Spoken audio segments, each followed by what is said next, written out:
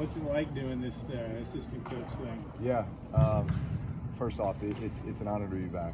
I couldn't be more excited to be around this team in particular, and especially the journey that they've had this year. And as a former player, and I think I speak for all the guys who have had the honor of being a Boilermaker, a football player here. We all live and die with the team, each and every year. And to watch their journey this year and all that they overcame, to obviously win the Big Ten West, go play in the Big Ten Championship game. I mean, I saw so many of my former teammates at the Big Ten Championship game, which was really a cool thing for us. And then obviously on the heels of that game with Coach Brown leaving, and all of a sudden you feeling like there was this void, until we were able to hire a new head coach and start building the foundation for next year. Didn't want us to forget just what a unique opportunity this was in this bowl game, in the Citrus Bowl, to go play LSU and finish the season off the right way. These guys have earned it, and they deserve an incredible experience. And so I called up Mike Wazinski and the guys here and said, if you need me, I'm here, I'm available. I want to be a resource and love to work with these guys. And so they've given me that opportunity, and I'm going to take full advantage. Great to be around not just the quarterbacks but the entire team. And there was great juice, great energy today at practice. You love to see that. I told these guys, this is meant to be fun. Football's meant to be fun, but certainly this opportunity, this experience is meant to be fun. And we're all about hanging banners here, so I want to see another banner up here with a W on it, after this bowl game. So we're going to get ready to go do that. So, foot in the door for coaching in the future, or is this 1 month thing? No.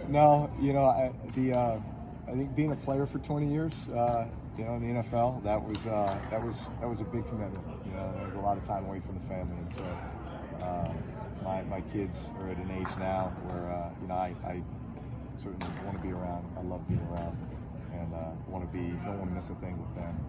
And so I think the coaching lifestyle doesn't quite fit where I'm at in my life right now. Not to say that that'll never be the case, but it was also the reason why I didn't broadcast this year. I broadcast last year for NBC, and I was gone every weekend during the football season. And decided that this year, that's not what I wanted to do. I wanted to be with my kids, coach them every Friday night in FNA flag football, and be able to go to games, watch games, come back to Purdue, just be a fan and be able to enjoy those moments with my kids. Just how do you go about implementing all the experiences you've had throughout your career with these guys, throughout the next couple of weeks getting ready for this game? It's funny because I've spent the last week just, writing a lot down and just, kind of taking those thoughts and some of that wisdom and experience and really kind of laying it out as to how, I'd like to communicate to the guys. And, it feels like it's just like a total information overload, you don't want to throw it at them and make them feel like they're drinking from a fire hose, So I think it's little by little, and so we actually started off the day today just talking about just some of the fundamentals of throwing a football, and then some of the drill work that, I utilized during my career, and things that, they can begin to kind of work into their repertoire. I mean, each guy is a little bit different in regards to their skill set, in regards to the things that they do well, the things that they need to work on. So at the end of the day, I want this experience to be for them and try to extract, all the things that they need out of me in order to put them in the best position to succeed. So whether that's drill work, whether that's experience, whether that's, just some of the daily habits, and the daily structure, that they can begin to kind of put into their own process. Because that's really what it is you create the process by which you're going to approach each and every day, your disciplines, so to speak. And so I'm here to do that when it comes to the X's and O's of football. And I love watching ball. I love, grinding through film and breaking it down. And, we had the chance to do that a little bit today and actually talk through a route concept or two that, things that, they're running in this offense that we ran a lot, throughout my career.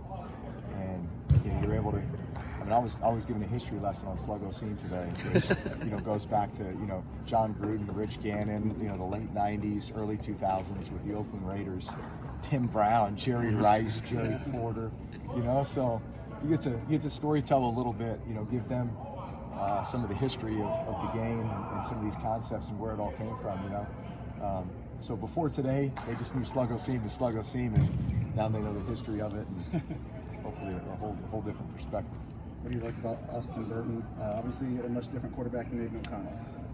Yeah, you know what? I like his demeanor. I think he's got some natural leadership qualities. Just watching his interactions with the other QBs and his teammates and in the meeting, he's got good size, good strength. Seems to see it well. Gets the ball out on time. Was accurate as far as what I saw today. So I'm anxious to work with him. And as this week goes on, and as we get into the bowl week preparation, to see that and do it. A lot gets made of bowl games and guys opting out around college football. What are your thoughts on that, and what do the bowl games mean to you dating back to your career? Well, I'll tell you what they mean to me. Bowl games were the opportunity. It was the reward for a hard-fought season, and it was truly a reward in that sense. It was the experience that you had a chance to have with your team, with your teammates, obviously going to another location, playing a team that you would ordinarily not play, from another conference. Always fun to go down and play the SEC, being, the caliber of football that those guys play down there. So, man, it was an honor. It was a great honor. I certainly recognize the challenges that guys have now with that decision, because we have seen some injuries over the years of guys that would have been high draft picks, and all of a sudden they have a serious injury that affects that. So I get it. At the same time, I just know what an unbelievable experience that was for me as a player, for our team, for the university, for the fans. So of course you would love for every guy to play, to choose to play, to make it kind of a last hurrah. The opportunity to go out, on top with another win against a really quality opponent. But hey, we're going to coach the guys who are here, and I know that every team's taking that approach. Every team has guys that are opting out for one reason or another.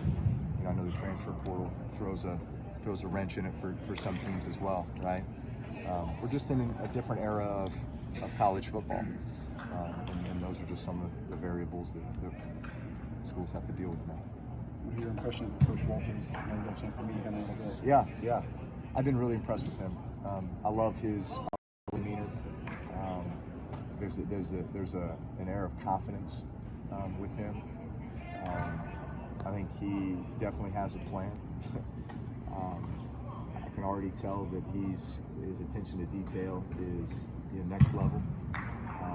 Just little things, and I think the guys are really going to love playing for him. I've heard so many good things about him. It's the first time we've had a defensive focused guy here in a while. I think that's a good thing.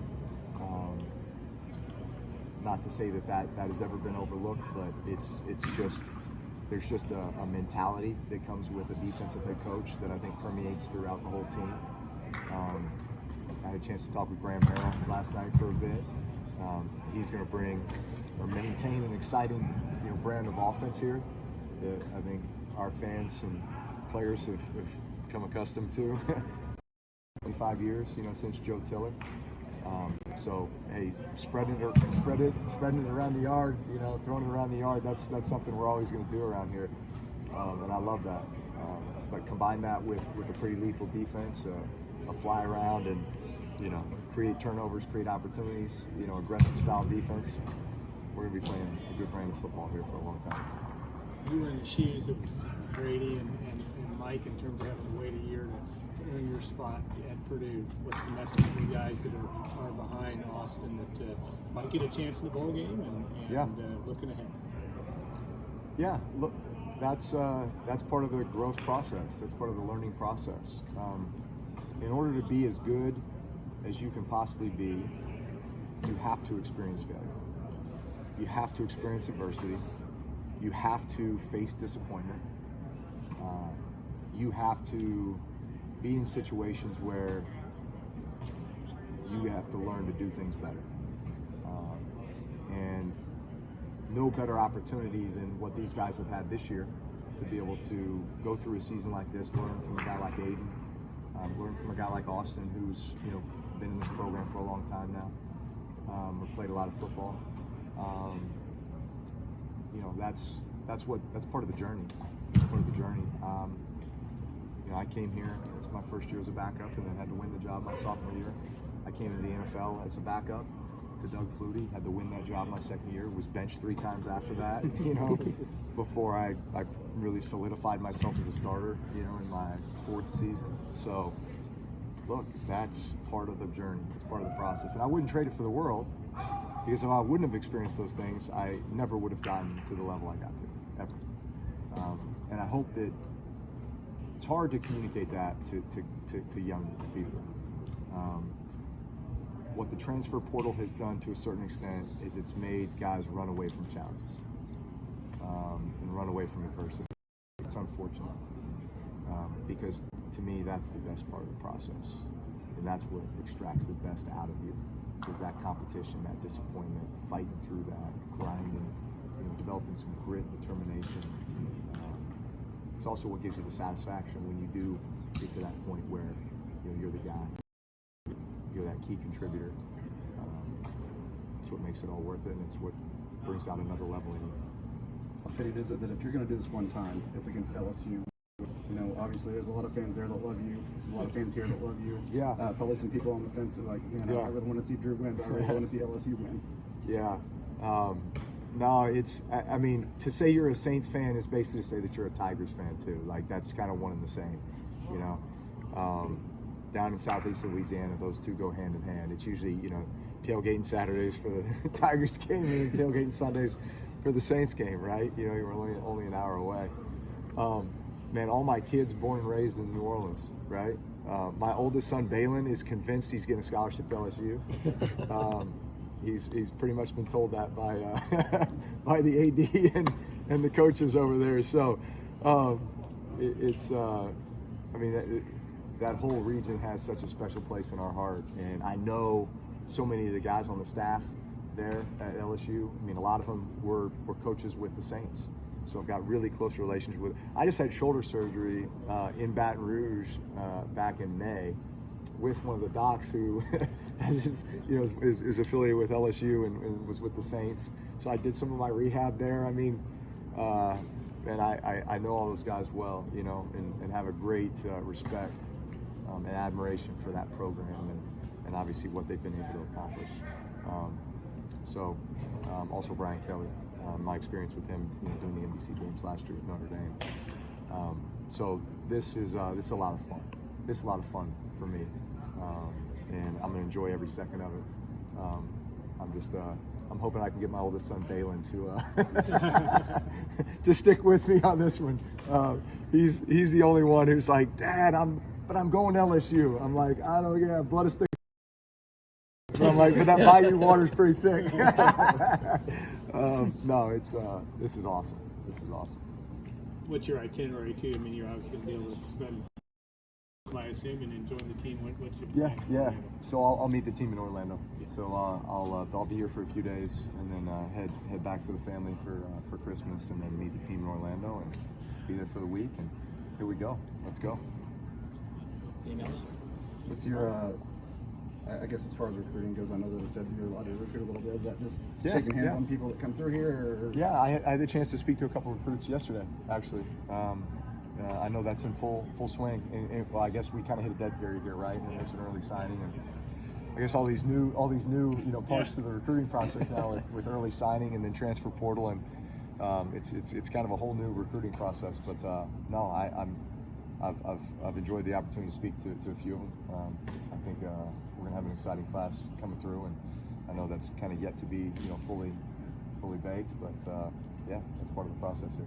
And last question on NIL too. Obviously, you're really involved with the Boilermaker Alliance. Talk about that since that started a couple months ago, and how that's been going for you. Yeah.